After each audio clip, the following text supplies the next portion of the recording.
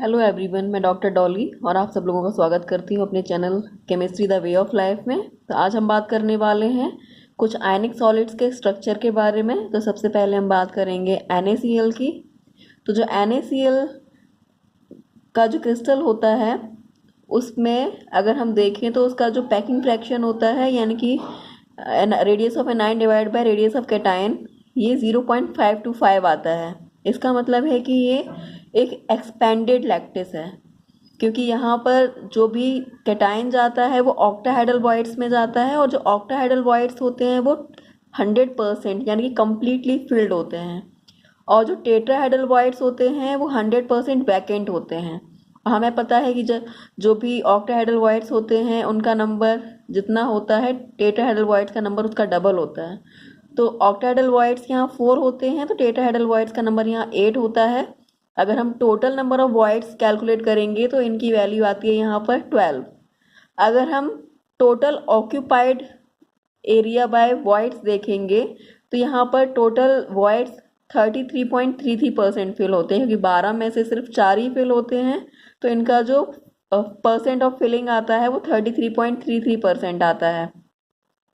तो इस तरीके से यहाँ पर हम कह सकते हैं कि जो भी ऑक्टाहेड्रल वॉइड्स हैं उसमें सोडियम Na पॉजिटिव आयन जाता है, और क्योंकि ये FCC टाइप का लैटिस होता है और जो एक्सपेंडेड FCC टाइप का लैटिस होता है, इस वजह से इसको हम इस तरीके से प्रेजेंट कर सकते हैं। एक्सपेंडेड लैटिस में क्या होगा, ये जो भी कॉर्नर वाले स्फीयर्स होते हैं, ये कॉर्नर्स वाले स्फीयर्स आपस में टच नहीं करेंगे एक दूसरे को। इनके बीच में क्या आ जाता है, एक ऑक्टाहेड्रल वॉइड आ जाता है, क्योंकि हमें पता है दो कॉर्नर्स मिला के सेंटर मिलाने से एक एज बनती है, और जो ऑक्टाहेड्रल वॉइड है वो एक एज के सेंटर पर होता है। इस तरीके से एज के सेंटर पर ऑक्टाहेड्रल वॉइड के आ जाने की वजह से यहाँ पर जो FCC क्रिस्टल लैटिस होता है, यहाँ फेस के सेंटर में भी एक स्फीयर होता है। इस स्फीयर को एकोमोडेट करने की वजह से जो ये कॉर्नर वाले स्फीयर्स होते हैं ये थोड़ा दूर हो जाते हैं, एक दूसरे से दूर हो जाते हैं। इस वजह से एक्सपेंडेड लैटिस बन जाता है, ये एकदम से क्लोजली पैक्ड नहीं रहता, और इनके बीच में ऑक्टाहेड्रल वॉइड्स प्रेजेंट रहते हैं। इस तरीके से हर एक एज के सेंटर पे एक ऑक्टाहेड्रल वॉइड होता है।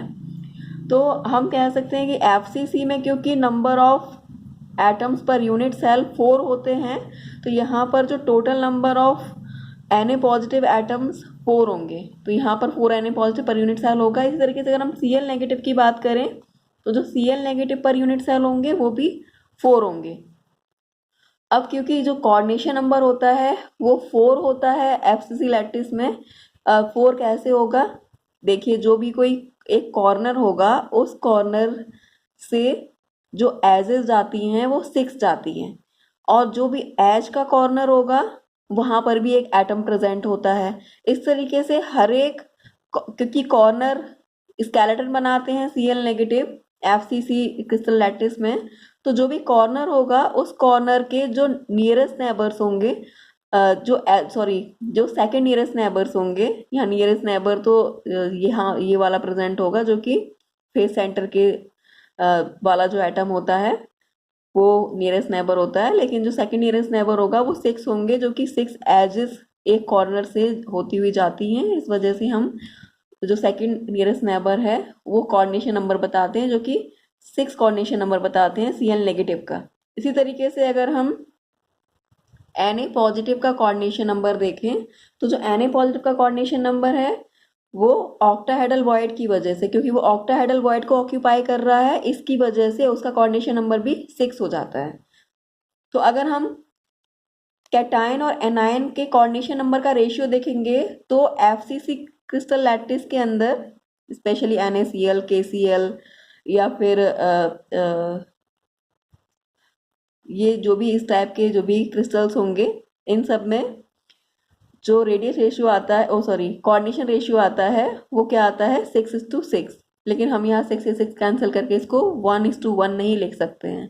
जो कोऑर्डिनेशन नंबर का रेशियो होगा वो जो भी आ रहा है हम उसको एज इट इज लिखेंगे। तो यहाँ पर आता है 6:6 NaCl या फिर KCl के केस में, या फिर KBr के केस में, KI के केस में, ये सारे के सारे जो भी क्रिस्टल लैटिस होते हैं वो सारे के सारे FCC होते हैं और NaCl जैसा स्ट्रक्चर रखते हैं।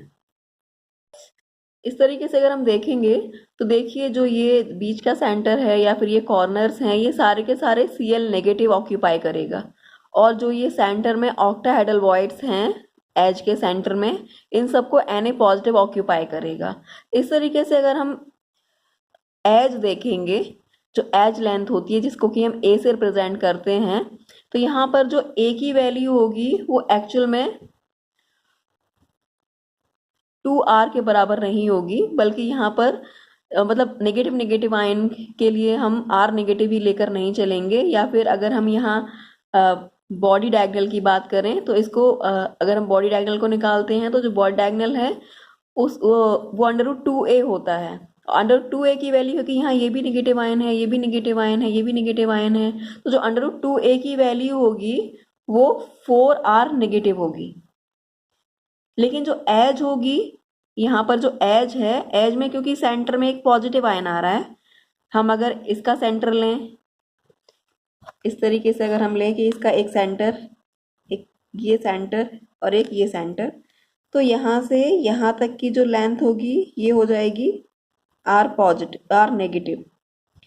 यहाँ से यहाँ तक की लेंथ R पॉजिटिव, फिर यहाँ से यहाँ तक की R पॉजिटिव, इसके बाद यहाँ की हो जाएगी R नेगेटिव। इस तरीके से अगर हम A की वैल्यू यहाँ फाइंड आउट करेंगे तो ये आएगा R negative plus R positive plus R positive plus R negative. तो यहाँ जो A होता है उसकी वैल्यू यही होती है, R negative plus R positive plus R positive plus R negative. इस तरीके से हम कह सकते हैं यहाँ पर 2R नेगेटिव है और 2R पॉजिटिव है।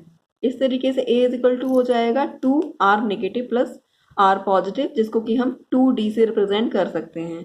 तो यहाँ पर D = 2R पॉजिटिव या फिर 2R नेगेटिव ना होकर R negative plus R positive होता है।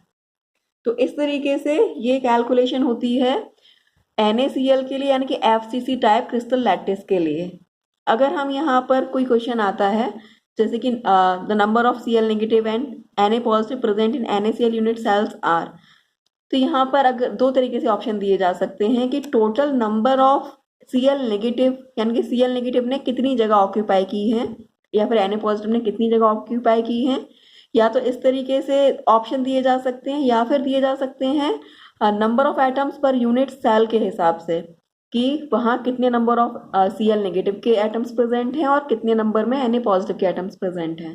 तो अगर यहाँ हमें पता है कि जो FCC टाइप का क्रिस्टल लैटिस होता है उसमें total number of atoms per unit cell 4 होते हैं, तो जितने Cl होंगे उतने ही Na पॉजिटिव होंगे। इसका मतलब है 4 Cl नेगेटिव होंगे और 4 ही Na पॉजिटिव होंगे। तो यहाँ पर इस केस में 433 वाला कोई भी ऑप्शन ठीक नहीं होगा, बल्कि यहाँ पर 4 वाला ऑप्शन ठीक होगा।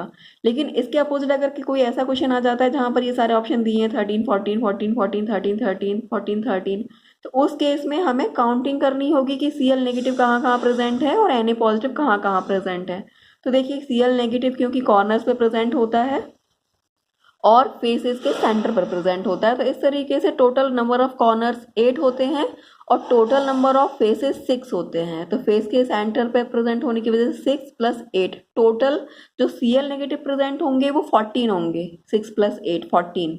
लेकिन अगर हम Na पॉजिटिव की बात करें तो जो Na पॉजिटिव है, क्योंकि वो ऑक्टाहेड्रल वॉइड ऑक्यूपाई कर रहा है और ऑक्टाहेड्रल वॉइड्स का जो ऑक्टाहेड्रल वॉइड्स होते हैं वो एजेस के सेंटर पर होते हैं। इस तरीके से टोटल 12 एजेस होती हैं। तो Na पॉजिटिव 12 एजेस पर होने की वजह से इसने 12 ऑक्टाहेड्रल वॉइड्स ऑक्यूपाई किए हैं, साथ में एक ऑक्टाहेड्रल वॉइड क्यूब के सेंटर पर भी होता है। तो 12 + 1, इस तरीके से टोटल Na पॉजिटिव होंगे 13। तो यहाँ पर जो हमारा ऑप्शन ठीक होगा वो होगा 14 और 13, 14 Cl नेगेटिव के लिए और 13 Na पॉजिटिव के लिए। तो इस तरीके का अगर क्वेश्चन आता है तो हम सॉल्व कर सकते हैं इस क्रिस्टल लैटिस का पूरा स्ट्रक्चर ध्यान में रखकर। तो यहाँ जो एग्जाम्पल्स हैं बाकी के जो मैंने अभी बताए थे, KCl, RBI, RBCl और बहुत सारे जो ऑक्साइड्स होते हैं एल्कलाइन अर्थ मेटल्स के, ये सभी NaCl टाइप का स्ट्रक्चर रखते हैं, जैसे LiCl भी इसी टाइप का स्ट्रक्चर रखता है। और यहाँ पर जो Cl नेगेटिव Na पॉजिटिव, इनका जो नियरेस्ट नेबर्स और इनका नंबर होता है, तो यहाँ Na पॉजिटिव के लिए A/2 Na पॉजिटिव का जो नियरेस्ट नेबर होगा वो A/2 पर होगा और उसका कोऑर्डिनेशन नंबर 6 होता है। Cl नेगेटिव के लिए √2/2 पर होगा जिसका कोऑर्डिनेशन नंबर 12 होता है। Na पॉजिटिव का जो सेकंड नियरेस्ट नेबर होगा वो √3A/2 पर होगा जिसका कोऑर्डिनेशन नंबर 8 होगा। इस तरीके Cl नेगेटिव का जो सेकंड नियरेस्ट नेबर होगा वो A पर होगा यानी कि एज लेंथ पर होगा और उसका कोऑर्डिनेशन नंबर 6 होगा। तो इस तरीके से हम टोटल NaCl के स्ट्रक्चर के बारे में पूरी स्टडी हम करके सारा जो भी जिस टाइप के भी क्वेश्चन आते हैं उनको हम सॉल्व कर सकते हैं इस टाइप के स्ट्रक्चर को ध्यान में रखते हुए, चाहे वो फिर KCl के बारे में आ जाए, RBI, RBCl या फिर LICl के बारे में आ जाए, तो हम इनके बारे में जितने भी टाइप के क्वेश्चन होते हैं उन्हें हम सॉल्व कर सकते हैं। तो आज सिर्फ एक ही क्रिस्टल स्ट्रक्चर के बारे में बात करेंगे। नेक्स्ट फिर हम बात करते हैं नेक्स्ट स्ट्रक्चर के बारे में, फिर सीजियम क्लोराइड जो कि सिंपल क्यूबिक टाइप स्ट्रक्चर होता है। तो अगर आपको ये वीडियो पसंद आया हो तो इसको लाइक शेयर जरूर कर दें और चैनल को सब्सक्राइब कर दें। तब तक के लिए थैंक यू।